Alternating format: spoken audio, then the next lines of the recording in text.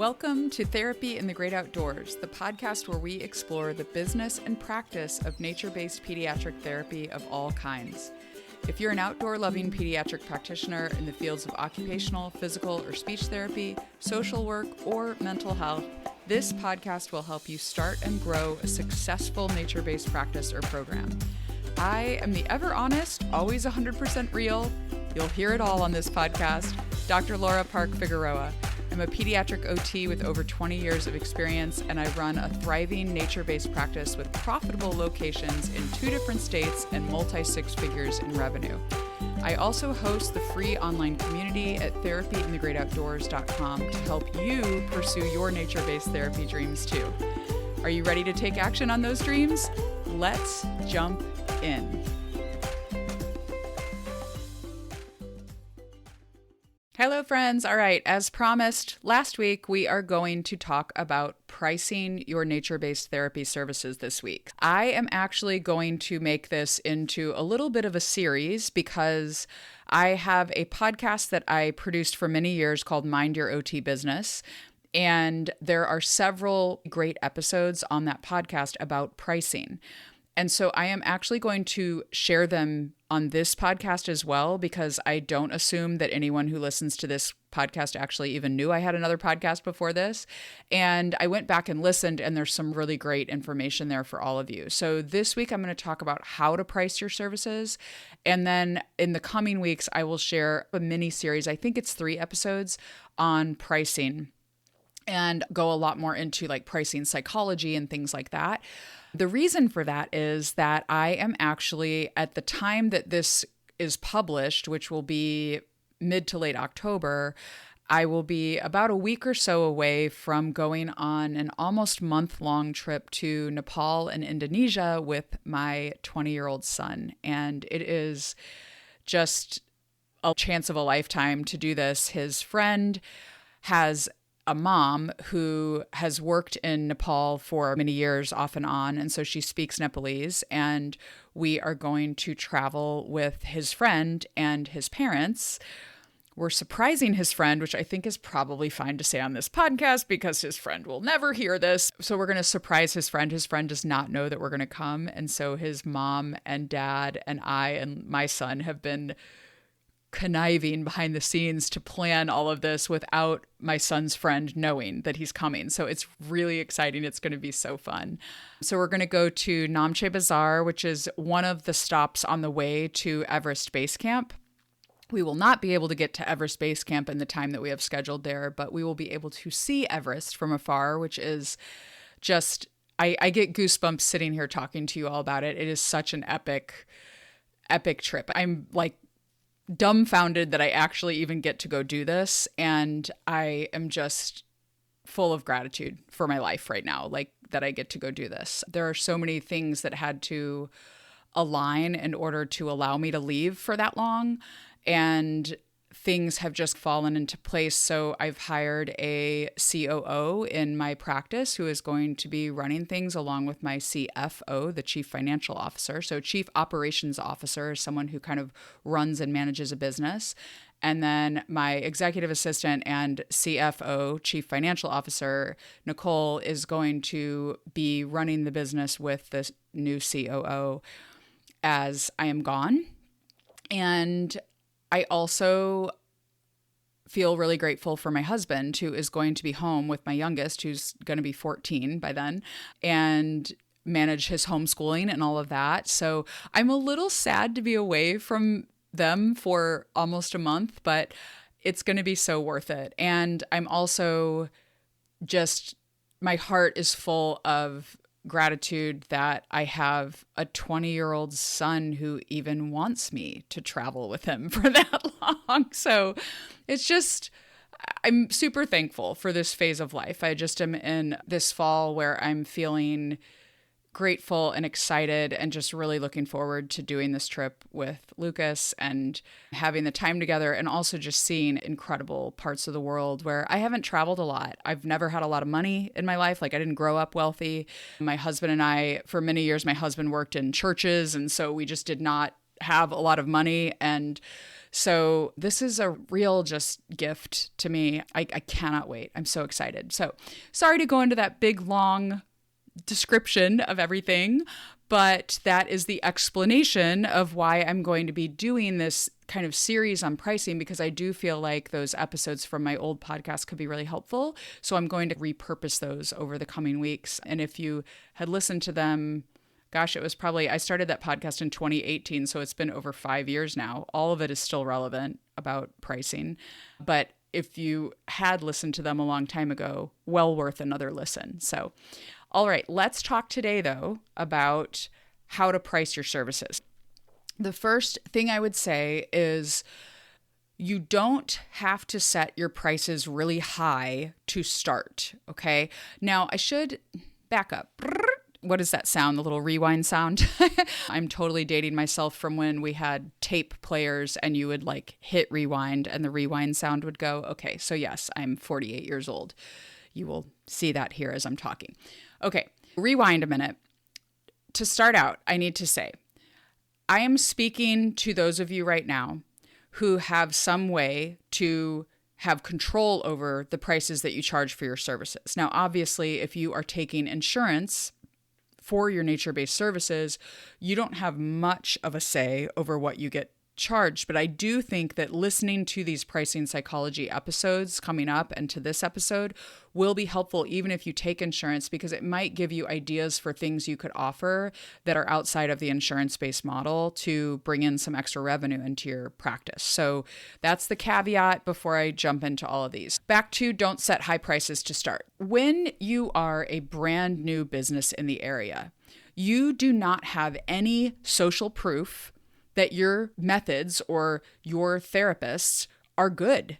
I think when you start out, it is very wise to do some research in your area and find out what are parents paying when they pay for therapy services in your area. This might involve you having the uncomfortable situation where you have to call a therapy clinic and ask them what their cash pay rates are, because you need to know this information in order to price your services appropriately for your area.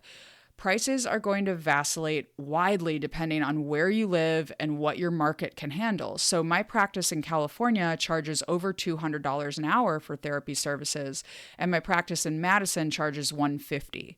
So that's a large difference in rate per hour of skilled therapy services. You need to know your area and you need to know what is appropriate for your area. Price your services to start average for your area, but do not go lower than that. There's no reason that you need to discount your services just because you're a new business, okay? People that we'll get into this some in future episodes, but people value things based on the price that they hear for them. So if they hear that something is lower price than other things in the area, they're going to wonder if it's even valuable what you have to offer. When you set your prices and you're telling people your prices or you're having a conversation about your prices, I want you to practice saying your price and then shut up. Do not keep talking. Do not immediately say, I know it's expensive. Do not say, but I have scholarships if you need it. Do not say that. Just say your prices, explain the prices to the family, and then be quiet and let them respond. Now, if their response is, whoa, we could never afford that. I really want to do this, but I'm just not sure how to make it happen. I think you can judiciously offer scholarships if you are cash pay. Now, I don't want you to offer so many scholarships that you are not paying yourself or able to pay your employees and you run your business into the ground. A business needs to make money in order to be a business. And this goes for a therapy practice too. Like, yes, you're helping people, but it's okay to make money in your business. You need to make money in order to survive, to help more people. So I feel like I say this all the time. So sorry if you've heard my soapbox before, but it's just true. And I will fight forever against this idea that we should just be giving away our services because we're nice people, because we're therapists. It's like, no, if you're offering a valuable service, you need to be paid for that service. Other professions do not have this issue. We do in our profession. And along those lines too, I feel like this is going to go down a rabbit hole, maybe off topic of pricing, but Y'all also need to be comfortable investing in yourself and in your business. Like, this is something that people who serve therapists with an offer, like any kind of coaching program or copywriting services or like website design or anything, like people who specialize in serving therapists, like we all know that this is the thing. Like, therapists have just a really hard time investing in themselves and paying money in order to invest in their own professional development, invest in their own business.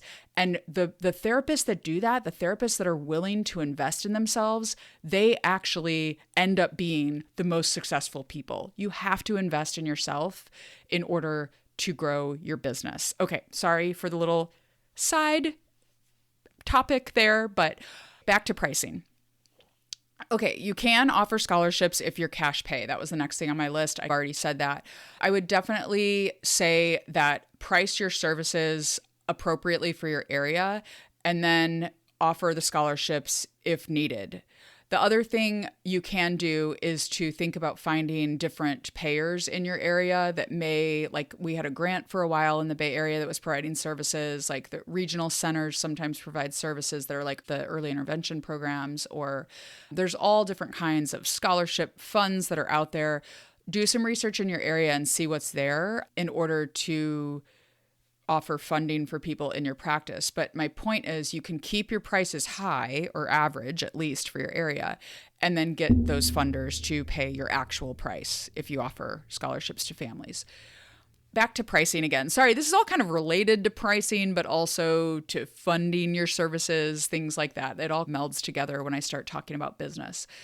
So once you have a proven concept, once you have a handful of clients, it doesn't have to be a lot, it could be 5 or 10 people that are paying you your actual rate that you have said for your services, then you can raise your prices. Once you have clients returning, once you have a proven concept, raise your prices.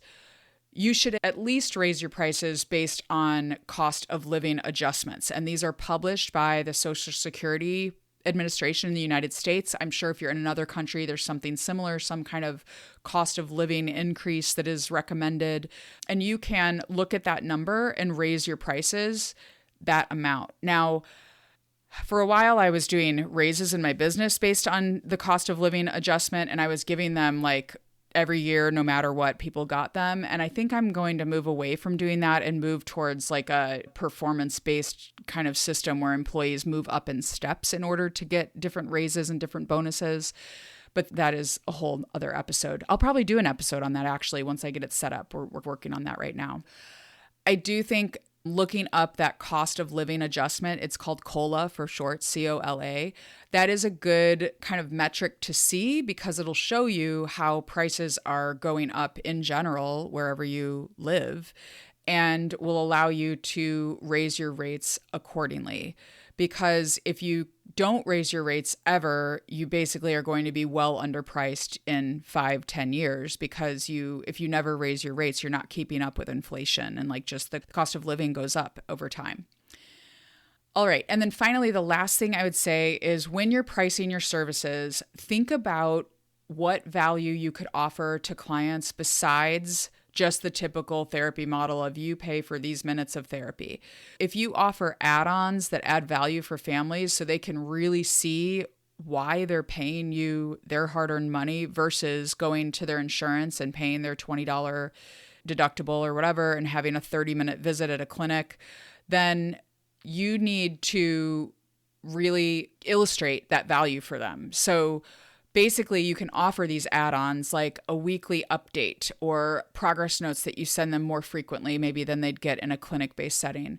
You could offer use as you wish consult minutes, like with every month you get a half-hour consult call or whatever. You have to adjust your prices accordingly. You need to get paid for these things. And as I mentioned in a previous episode, you could even do on-call, like call a therapist as needed, and you are on retainer and people are calling you when they need your help in a specific situation with their child. Now, that should be a very high-cost service because you're on call, essentially. But if you think about these add-ons that you could offer, that really shows people the value of what they are paying for, and it allows you to price your services accordingly. Okay. Hopefully you guys got some ideas from this episode, and I will be sharing some more pricing episodes over the coming weeks, and I hope you enjoy those too. I love this topic. It is so important for us to think about because I want you all to value yourselves and the services that you provide, which are connecting kids to nature and helping them to have full and meaningful lives. You're impacting kids for the rest of their lives by the work that you're doing, by getting them outdoors for therapy. And so I want you to value that and feel super confident and proud of that work and to get paid what you should for your services. All right, I'll see you next week. Bye.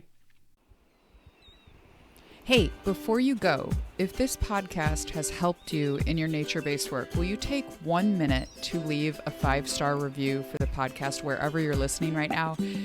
It helps me keep producing free content for you when I see that it is actually having an impact in the world. So thank you so much for doing that. And now go get outside and enjoy therapy in the great outdoors. See you next week.